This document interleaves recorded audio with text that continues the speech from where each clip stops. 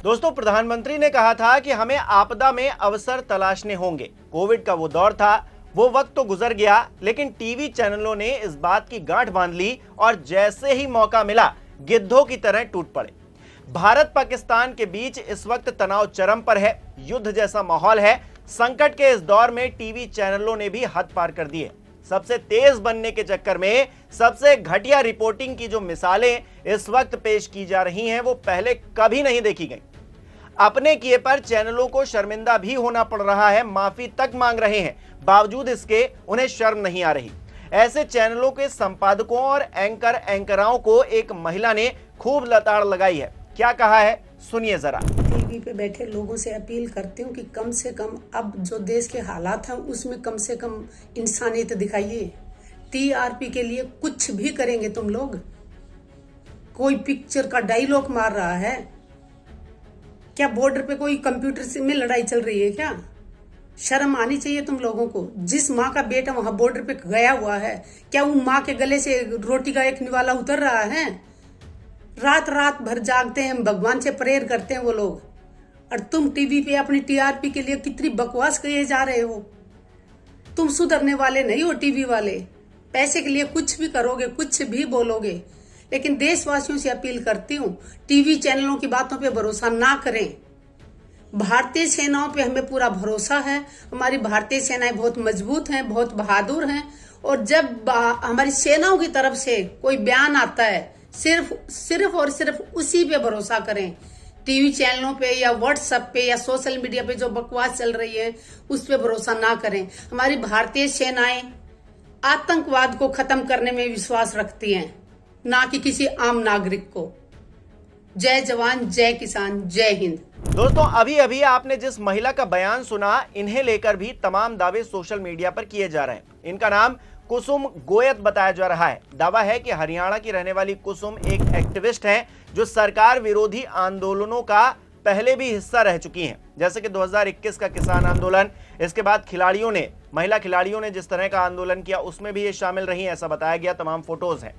इन दावों के साथ कुसुम को सरकार विरोधी बताने की कोशिशें हो रही हैं और उन्हें आंदोलन जीवी नाम दिया जा रहा है। लेकिन यहां सवाल सरकार का है ही नहीं, बल्कि चौथे स्तंभ का है, जो अपने आप में लड़खड़ाता हुआ दिखाई दे रहा है। देश का आम नागरिक जिनसे बड़ी अपेक्षाएं रखता है, वो गैर जिम्मेदार हो जाएंगे तो गुस्सा किसे नहीं आएगा। खुद शर्म आनी चाहिए ऐसे पत्रकारों को। नहीं, अब ये पत्रकार भी कहां है दोस्तों, ये तो एक्टर बन गए जो कि पत्रकारिता का ड्रामा कर रहे हैं। मजेदार बात यह है कि इन्हें रोकने और टोकने वाला भी कोई नहीं है। बात ज्यादा आगे बढ़ जाए तो माफी के नाम पर भी खेल हो रहा है। Senior anchor miss information, misguide करके निकल जाते हैं और जूनियर एंकर से माफी मंगवा दी जाती है और पल्ला झाड़ लिया जाता है, यानी कि करे कोई और भरे कोई। बात सिर्फ इतनी सी भी नहीं है। युद्ध की घड़ी है, चैनलों की एक गलती देश पर मुसीबत बन सकती है। सरकार ने भी एडवाइजरी जारी की है, तमाम एडवाइजरी हर रोज जारी हो रही हैं। यह हरकतें देखकर चैनल्स की, बावजूद इसके लोग मान नहीं रहे। मजेदार बात यह है कि छोटे चैनल्स ऐसा करें तो एक वक्त के लिए मान भी लिया जाए, उन्हें इग्नोर कर दिया जाए कि वो लाइमलाइट में आने के लिए ऐसा कर रहे हैं। हालांकि गलती तो गलती ही होती है, छोटे करें या बड़े करें, पर ऐसे चैनल जो पहले से इस्टेब्लिश्ड हैं, उनकी करोड़ों की व्यूअरशिप है, लाखों लोग उनको देखते हैं हर दिन, ऐसे चैनल्स भी इस दौर में गंभीरता से काम नहीं कर रहे, पत्रकारिता नहीं कर रहे। सोचिए क्या हाल हो चला है इस पत्रकारिता जगत का। और ऐसे वक्त में दोस्तों, चैनलों को आईना दिखाना बेहद जरूरी है। इस महिला ने जिस तरह से आईना दिखाया है, वो अपने आप में काबिल तारीफ भी कहा जाएगा। टीवी पे बैठे लोगों से अपील करती हूँ कि कम से कम अब जो देश के हालात हैं उसमें कम से कम इंसानियत दिखाइए। टीआरपी के लिए कुछ भी करेंगे तुम लोग। कोई पिक्चर का डायलॉग मार रहा है क्या? बॉर्डर पे कोई कंप्यूटर से में लड़ाई चल रही है क्या? शर्म आनी चाहिए तुम लोगों को। जिस माँ का बेटा वहां बॉर्डर पे गया हुआ है, क्या वो माँ के गले से रोटी का एक निवाला उतर रहा है? रात रात भर जागते हैं, भगवान से प्रेयर करते हैं वो लोग, और तुम टीवी पे अपनी टीआरपी के लिए कितनी बकवास कहे जा रहे हो। तुम सुधरने वाले नहीं हो टीवी वाले। पैसे के लिए कुछ भी करोगे, कुछ भी बोलोगे, लेकिन देशवासियों से अपील करती हूँ, टीवी चैनलों की बातों पे भरोसा ना करें। भारतीय सेनाओं पे हमें पूरा भरोसा है। हमारी भारतीय सेनाएं बहुत मजबूत हैं, बहुत बहादुर हैं, और जब हमारी सेनाओं की तरफ से कोई बयान आता है, सिर्फ और सिर्फ उसी पे भरोसा करें। टीवी चैनलों पे या व्हाट्सएप पे या सोशल मीडिया पे जो बकवास चल रही है उस पे भरोसा ना करें। हमारी भारतीय सेनाएं आतंकवाद को खत्म करने में विश्वास रखती हैं, ना कि किसी आम नागरिक को। जय जवान, जय किसान, जय हिंद। दोस्तों, भारतीय सैनिक पाकिस्तान को मुंहतोड़ जवाब दे रहे हैं सीमा पर। हम और आप सुरक्षित हैं तो इसकी सबसे बड़ी वजह दुर्गम इलाकों में तैनात हमारे जवान हैं जो 24 घंटे हमारे लिए खड़े हैं। उनकी बहादुरी और हिम्मत का हमेशा सम्मान किया जाना चाहिए। हम भी करते हैं, आप भी करते हैं, हर कोई करता है।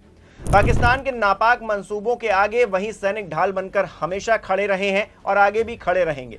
कम से कम उन सैनिकों के खातिर और इस देश की सलामती के लिए चैनलों को जिम्मेदारी और संयम से काम करने की जरूरत है, मुझे ऐसा लगता है। देश को अपनी तीनों सेनाओं पर पूरा भरोसा है, जो अधिकारी लगे हुए हैं, जो सैनिक तैनात है, सब पर भरोसा है, पूरा भरोसा है। इसीलिए एसी स्टूडियो में गुदगुदी सी कुर्सी पर बैठकर युद्ध करने की शायद जरूरत नहीं है, लेकिन आप फिर भी देखेंगे कि ये वही करेंगे जो इनका मन है और रोकने टोकने वाला भी कोई नहीं होगा। ये ऐसा वक्त है दोस्तों जब हम दर्शकों को सबसे ज्यादा सतर्क रहने की जरूरत है, क्योंकि ये तो मानने वाले हैं नहीं, तो हमको ही मानना पड़ेगा, अपने मन को मनवाना पड़ेगा कि हम जो देख रहे हैं उसमें क्या देख रहे हैं। सबसे पहले इस पर ध्यान देना होगा। सोशल मीडिया पर भी जो भ्रामक दावे इन दिनों आए पड़े हैं, उनको भी कहीं ना कहीं संभल कर, उनसे बचकर हमको आगे बढ़ना होगा। जाहिर तौर पर आमने सामने की लड़ाई में तो पाकिस्तान जीत नहीं पा रहा है, तो वो सोशल मीडिया पर ये तुच्छी हरकतें कर रहा है और भ्रम वाली खबरें फैला रहा है। पीआईबी फैक्ट चेक ने बहुत सारी खबरों का खंडन किया है। हिंदुस्तानी आवाम को वो टारगेट कर रहे हैं पाकिस्तानी इस तरह से। हालांकि इस मोर्चे पर भी सरकार पूरी तरह से सतर्क है। नागरिकों से भी समझदारी की अपेक्षा की जा रही है।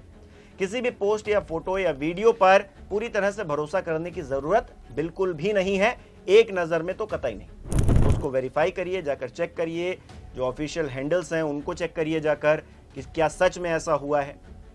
ऐसे भ्रामक दावों को बिना जांचे परखे आगे नहीं बढ़ना है और चैनलों को भी याद रखना चाहिए कि वो पूरी जिम्मेदारी से काम करें।